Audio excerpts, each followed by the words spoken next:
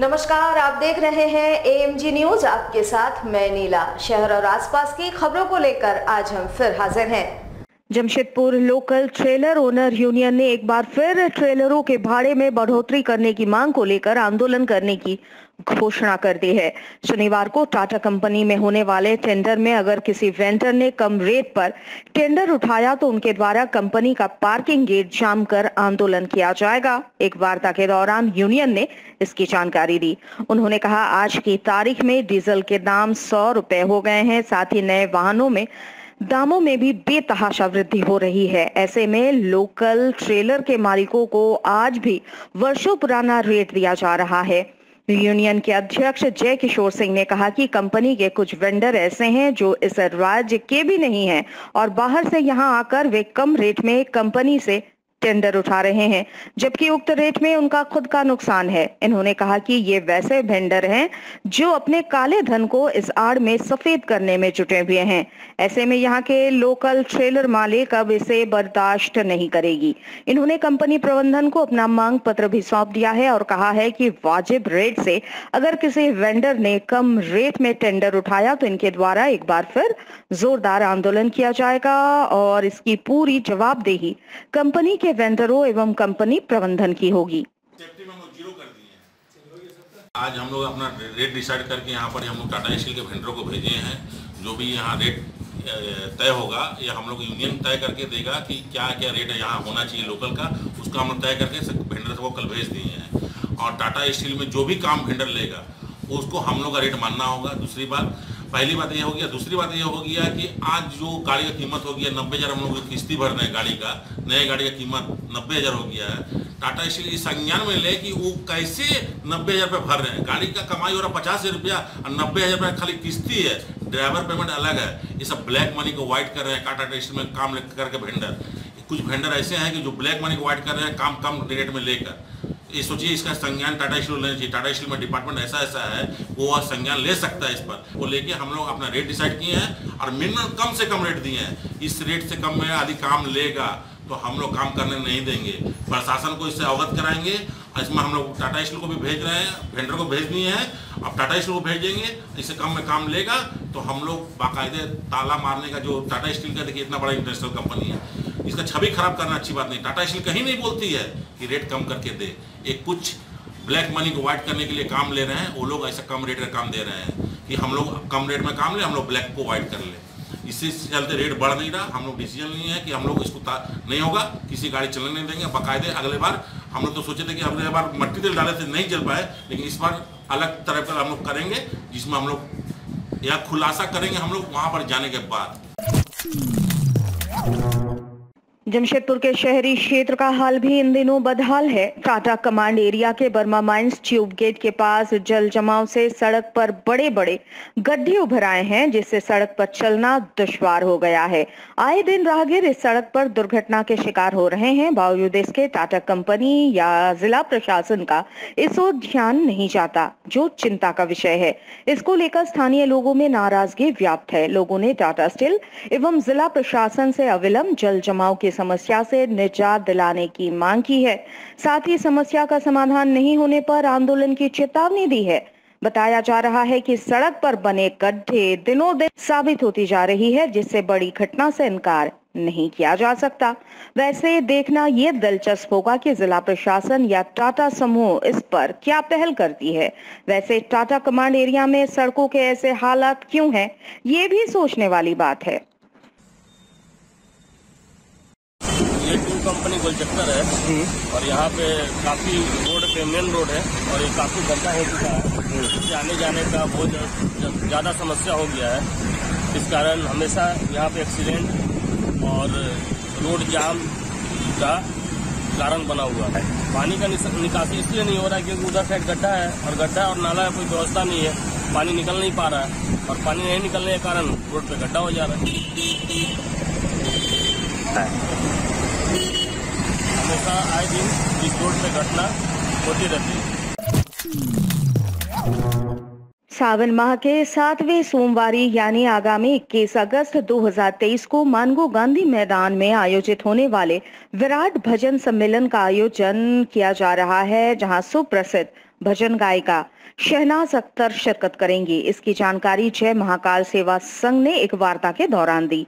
जानकारी देते हुए जय महाकाल सेवा संघ के मुख्य संरक्षक नीरज सिंह ने बताया कि इस भजन संध्या कार्यक्रम में सुप्रसिद्ध भजन गायिका शहनाज अख्तर, भजन गायक सुनील छैला बिहारी और भजन गायिका देवी अपने भजनों से बाबा भोले के भक्तों को झुमाएंगे।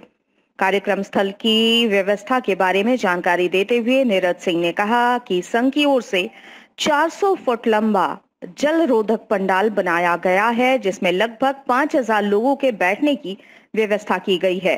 साथ ही दर्शकों को भजन संध्या देखने में किसी तरह की तकलीफ न हो, इसके लिए 40 फुट की एलईडी, साथ ही पंडाल के बीच में ही 2 एलईडी स्क्रीन की व्यवस्था की गई है।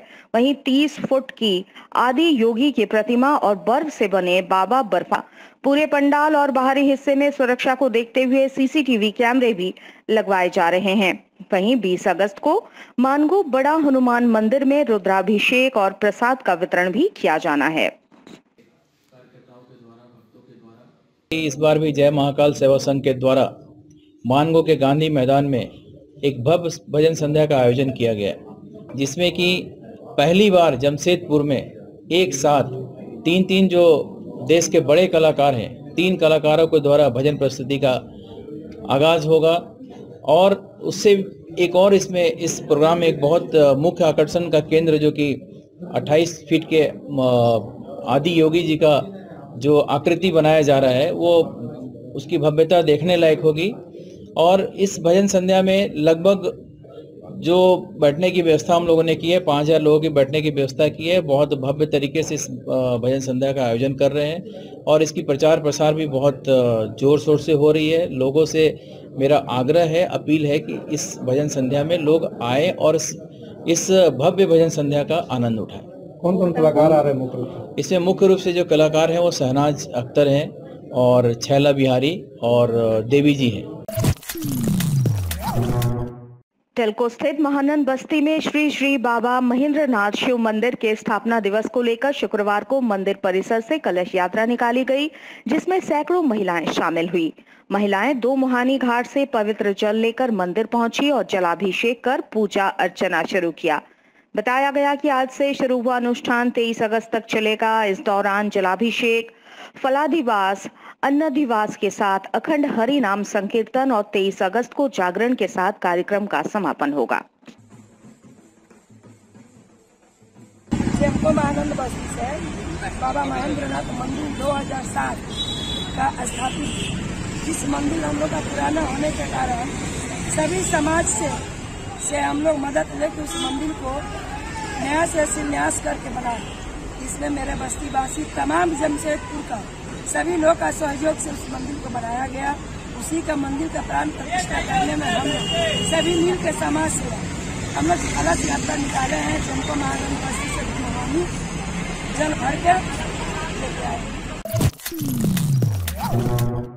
जमशेदपुर में सिंहभूम असंगठित कामगार यूनियन के द्वारा स्पेशल बच्चों के चेहरे पर मुस्कान लाने का प्रयास किया गया, जहां राज्य के स्वास्थ्य मंत्री बन्ना गुप्ता की पत्नी सुधा गुप्ता ने बच्चों के बीच खाद्य सामग्रियों का वितरण कर बच्चों के साथ अपना समय व्यतीत किया। कदमा के Gopeshwar memorial special school of Joy में सिंहभूम असंगठित कामगार यूनियन के द्वारा कार्यक्रम का आयोजन किया गया, जहां मुख्य अतिथि के रूप में मौजूद राज्य के स्वास्थ्य मंत्री बन्ना गुप्ता की पत्नी सुधा गुप्ता ने बच्चों के साथ मिलकर केक काटा और स्पेशल बच्चों को कुछ पल की खुशियां प्रदान की। वहीं कार्यक्रम में मौजूद सिंहभूम असंगठित अध्यक्ष विजय खान ने कहा कि ऐसे बच्चों के लिए हमारी संस्था हर पल मदद के लिए तैयार है और हम लोगों से ऐसे बच्चों की मदद के लिए आगे आने की अपील भी कर रहे हैं।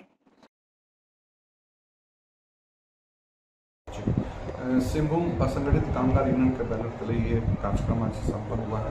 आज इस कार्यक्रम की मुख्य अतिथि श्रीमती सुधा गुप्ता जी हैं और ये स्पेशल स्कूल ऑफ जॉय ये ऐसा डिसेंबर्ड बच्चों के लिए है जो कि समाज के अंतिम पक्ष में बैठे हुए लोग हैं उनको सामने लाने का काम एडवोकेट संजय प्रसाद जी ने किया है। और ये संस्था बहुत सालों से चल रही है। पहले RSWP वहाँ की गिल्डी में थी, अब ये संस्था कुछ दिन से यहाँ चल रही है। और मैंने सुधा जी का ये ध्यान आकृष्ट किया इस कार्यक्रम के माध्यम से, और मुझे बहुत खुशी है कि इनको भी आने के बाद इतना ही खुशी मिली जितने हम लोग यहाँ पर आते हैं। देश और विदेश में ऐसी संस्थाएं जब चलती हैं तो ये आम सहयोग से चलती हैं। कोई सरकार या कोई राज्य इसको नहीं चला पाता है, और अगर चलाता भी सहयोग भी करता है। ये व्यक्तिगत तौर पर सहयोग से ऐसी संस्थाएं चलती है। और हम सबको सहयोग का मतलब सिर्फ आर्थिक सहयोग ही नहीं हुआ। अगर हम लोग महीना 2 महीने, जैसे मैम अभी बताई कि महीना 2 महीने में खुद आएंगे यहाँ, तो ये आते रहने से भी क्या होगा, इन बच्चों को मॉरल जो ये जो स्लो हैं बच्चे, तो उनके मन में बहुत अच्छा, आज जैसे हम लोग आए, इतने लोग आए यहाँ पर, इन बच्चों को बहुत अच्छा लगा होगा। आज के लिए बस इतना ही। कल हम नए खबरों के साथ फिर हाजिर होंगे। तब तक के लिए AMG न्यूज की पूरी टीम को दीजिए इजाजत। नमस्कार।